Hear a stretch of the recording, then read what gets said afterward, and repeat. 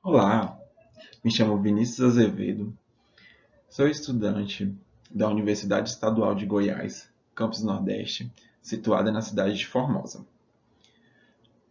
Essa aula está sendo ministrada para a disciplina de estágio supervisionado 4, de Geografia, recebendo a orientação da professora Francilane Eulália de Souza. O tema da minha aula, que eu irei ministrar para vocês, é a dinâmica socioespacial brasileira. Então vamos lá, né? Bom, vou tratar com vocês sobre a origem e a definição do povo brasileiro. Para podermos entender melhor a dinâmica socioespacial, trago aqui para vocês uma breve explicação sobre o seu significado. Inicialmente, vemos que a dinâmica socioespacial atua como um rompimento de uma determinada cultura que estava enraizada em um local que se desenvolveu a partir de uma série de acontecimentos. Deste modo, quando dialogamos sobre a dinâmica socioespacial brasileira, é importante levar em consideração o grande território indígena que aqui habitava, conforme a colonização europeia se desenvolveu. Uma série de modificações em nossa nação surgiram, que vão desde os espaços que surgiram a partir dali até a política e a sociedade estabelecida, né? Sabemos que a colonização do Brasil pelos europeus se deu a partir do ano de 1500. Bom, no que diz respeito à formação do povo brasileiro, podemos afirmar que nosso país não tem uma característica clara de feição, ou seja, de uma característica que possa definir o povo brasileiro, como por exemplo, o povo chinês e japonês, os orientais, a gente pode ter, eles têm uma definição em comum que são os olhinhos puxadinhos. Já nós brasileiros, não. Temos alguns que têm os olhos mais arredondados, os olhinhos mais puxados, né? E temos uma diversidade de face muito grande, onde isso se dá também pela miscigenação, né? Que foi a mistura dos povos colonizadores com os povos nativos e os povos escravizados, né? Essa miscigenação que é a miscigenação que ela significa, significa mistura, ou seja, a miscigenação étnica ela é a mistura de raças, né? Os negros eles foram tragos a contragosto, né? Que isso é uma coisa que deve e tem que envergonhar o nosso país, né? Pelo fato de isso ter ocorrido, né? Os portugueses, como os colonizadores em meados do século XVI, né?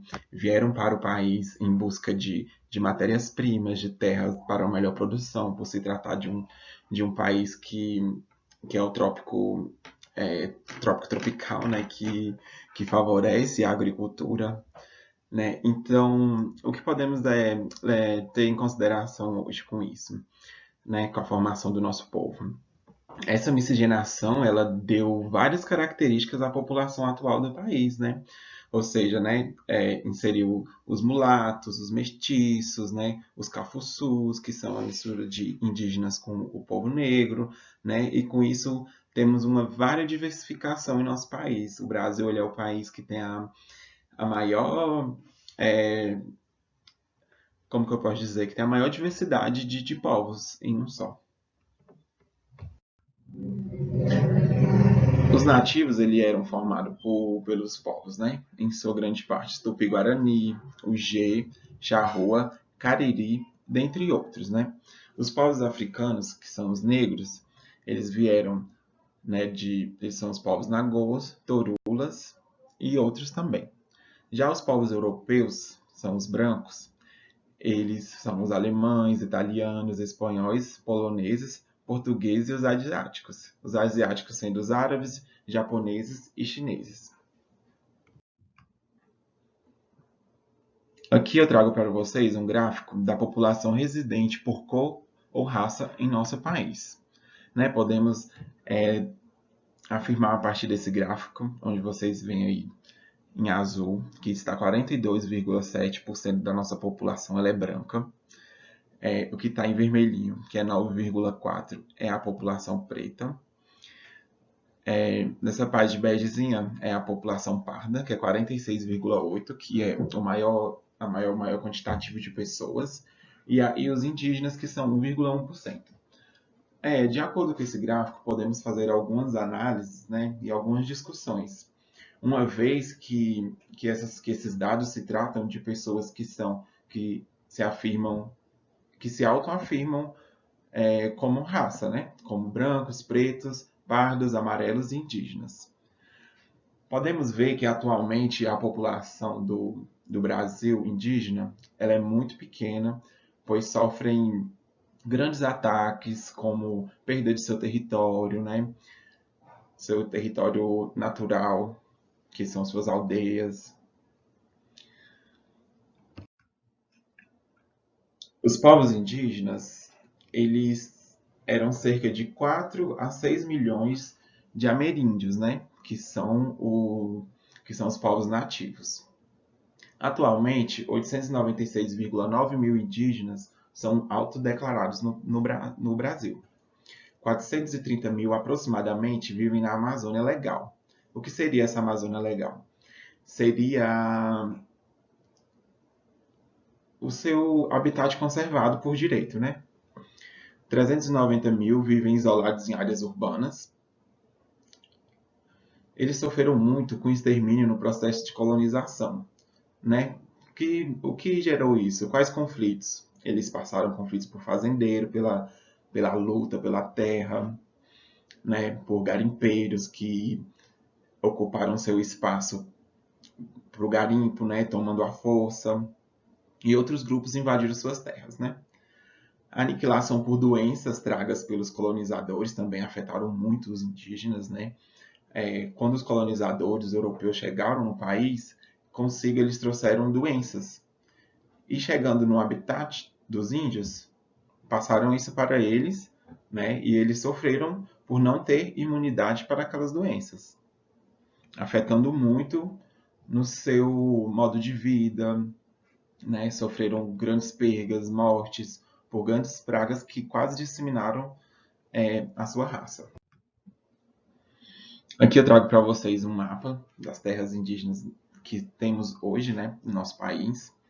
Podemos observar pelo mapa que nessa parte de verde que está destacada, que é no norte do país, que é onde nós temos as maiores concentrações hoje de terras indígenas. Um fato esse que podemos destacar, que pode justificar esse tipo de acontecimento, foi pelo fato dos colonizadores terem chegado no nosso país e ocuparam o litoral do país, né? Com extra, a extração de madeira, né? Formação de campos para a lavoura de cana-de-açúcar, posterior para a formação de pastagens, de plantação de café. E, e com isso eles foram adentrando o nosso território e pelo fato do norte estar mais ao fim do país, essas áreas ficaram mais preservadas, né? As terras indígenas, de acordo com o Instituto Socioambiental ISA, que é o que defende os direitos dos indígenas, as 703 terras indígenas cobrem 13,6% do nosso território. Ou seja, levando em consideração a quantidade de terras indígenas do passado, hoje elas são mínimas e sofrem cada vez mais perseguição e perca de sua terra. Boa parte ainda não foi demarcada, pois eles sofrem muito por não terem a proteção devida, né, dos seus direitos. As terras indígenas tradicionalmente ocupadas são as terras indígenas que trata o artigo 231 da Constituição Federal de 1988, que dá o direito originário dos povos indígenas às suas terras dos seus antepassados, cujo processo de demarcação é disciplinado pelo Decreto número 1775/96. Esse decreto ele veio para fazer valer os direitos dos povos indígenas de terem suas terras e a valorização da sua cultura. Bom, nós temos os afrodescendentes que foram tragos para o Brasil, em grande parte, em sua maioria, africanos, povos de pele escura mesmo. Tragos como escravos para o Brasil, sudanenses, os iorubás, né, os jejes, malês e bôs, entre outros, e bantôs. cambindas, bengalas, banquistas, tongas, de Angola e Moçambique. Cerca de 5 milhões de africanos foram tragos para o Brasil como escravos para serem mão de obra, para trabalhar na lavoura de cana-de-açúcar, de algodão, café e na mineração, além de trabalhos domésticos, sempre sendo oprimidos e forçados a fazerem serviços braçais. Os afrodescendentes enfrentaram inúmeras dificuldades, consequência das desigualdades e do preconceito, simplesmente por serem negros. O Brasil foi o último país ocidental a abolir a escravatura, em 1888. Mas nem por isso, nos dias atuais, temos... Como que eu posso explicar para vocês? Temos uma aceitação, né, de pessoas de pele negras em nosso país. Os afrodescendentes enfrentaram inúmeras dificuldades, a princípio, né, a retirada da sua terra natal, sendo forçados a deixar, foram tragos para o Brasil, para suprir as necessidades dos povos colonizadores. Com isso, os afrodescendentes eles sofreram muitos ataques, sofrendo o risco de perderem a sua cultura.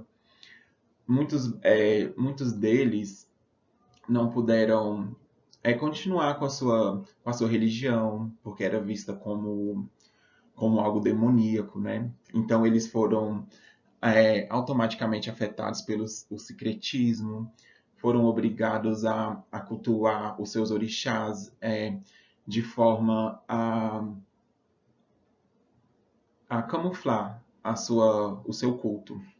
Né? Um fato esse importante que podemos citar foi a constituição do termo Santo do Pauoco, que os negros, né, pegaram os seus elementares ali, dos orixás, os seus elementos da natureza, como pedras, né, joias e aquisições de outros elementares, e com isso eles pegavam dentro do santo, do sincretismo, né,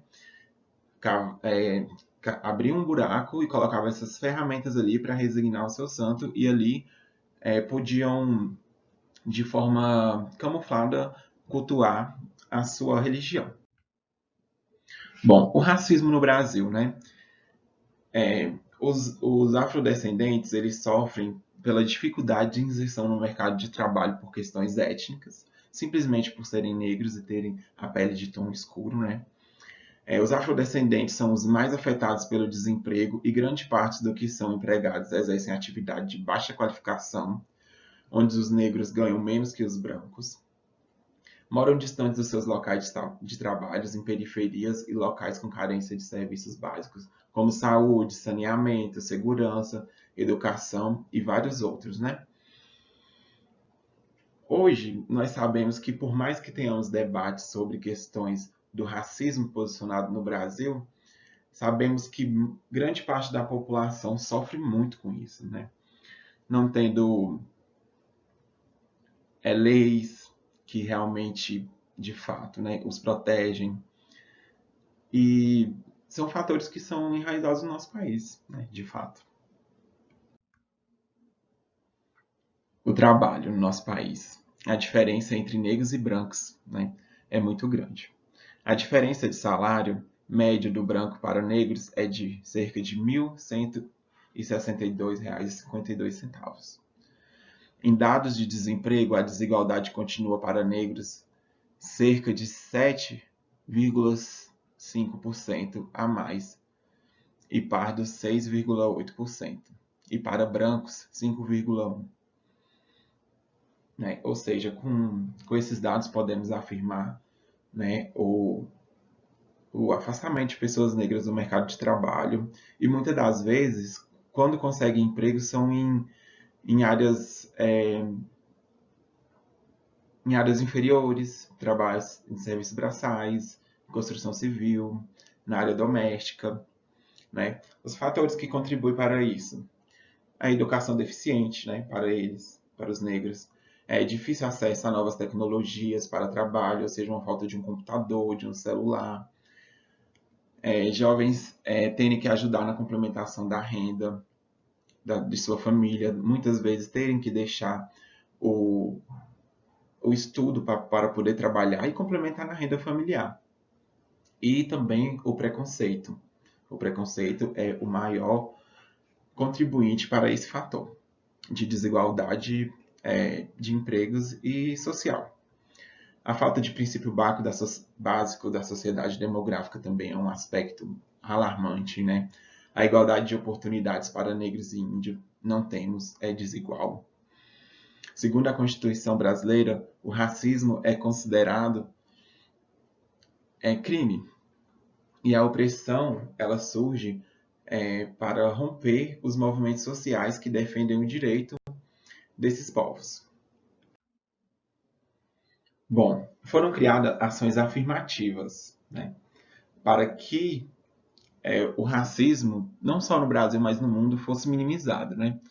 O que seriam essas ações afirmativas? São atos ou medidas especiais e temporárias tomadas ou determinadas pelo Estado, espontânea ou compulsoriamente, com os objetivos de eliminar desigualdades historicamente acumuladas, garantir a igualdade de oportunidades e tratamento, compensar perdas provocadas pela discriminação e marginalização. Cotas nas universidades públicas visa diminuir o distanciamento entre negros e brancos no ensino superior. Fato esse que ocorre e traz muitas discussões a respeito desse tema, as cotas nas universidades públicas, né, trazendo ali afirmações de que se queremos realmente de fato acabar com a desigualdade, por que, né, inserir cotas e privilégios, né, de certa forma para uns? Muitos, né, que defendem esses direitos afirmam ser contra esse tipo de ação, né?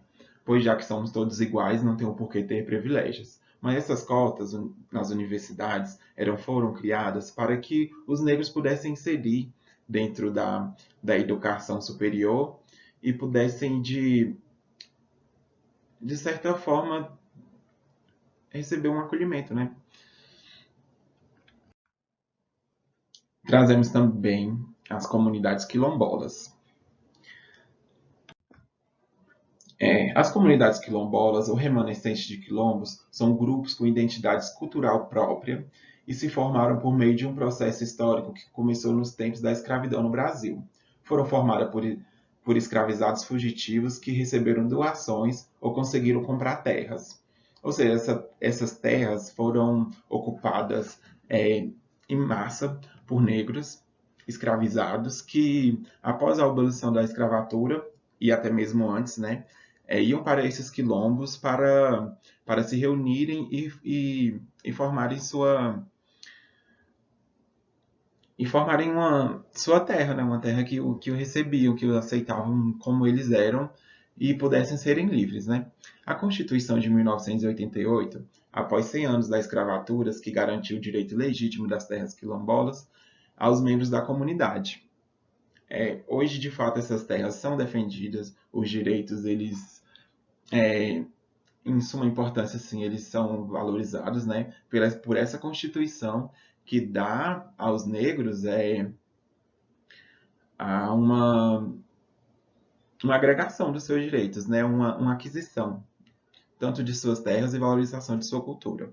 Além de lutarem para manter e legalizar suas terras, as comunidades quilombolas têm diversos desafios, como estruturação de práticas de exploração de recursos naturais e agrícolas pautadas no desenvolvimento sustentável, a preservação de seus valores, sua cultura e a valorização da sua produção artesanal e a formação de associações que garantam maior capacidade de mobilização às comunidades. Ou seja, o valer os seus direitos e ter a compreensão de suas terras. As comunidades quilombolas elas sofrem muito com ataques, né? Elas sofrem por não terem a devida valorização. São muitas das vezes comunidades afastadas, né? E sofrem com a precarização, tanto com a falta de saneamento básico, de saúde e educação.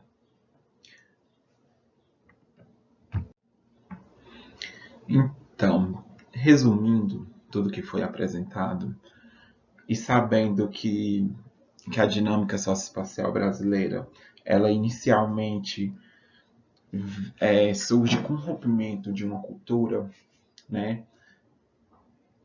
Vemos que no Brasil isso ocorreu de forma, né, desumana, uma vez que os colonizadores chegaram no país é, trazendo sua cultura, querendo exercer a força, a sua, o seu posicionamento, né? Trazendo povos de outro país como escravos, né? Para poder, né? Trazendo esses povos para poderem trabalhar no nosso país. Houve uma miscigenação gigante no nosso país, né? Uma mistura de raças, né? Entre europeus, indígenas, africanos, né? E com isso, a cultura do nosso país ela foi muito afetada, né? Perdendo seus valores ancestrais e naturais, né? É, surgindo uma sociedade que foi totalmente oprimida e designificada de seus significados. O que esse debate pode trazer para nós, né? E para a geografia em si? Podemos pensar de uma forma diferenciada, né? O que podemos fazer para que as diferenças raciais e étnicas no nosso país elas possam ser minimizadas e até mesmo excluídas. Podemos também trazer pontos positivos para que as desigualdades elas acabem, as pessoas elas não sejam discriminadas e afetadas simplesmente pela cor de sua pele, né? Então é isso.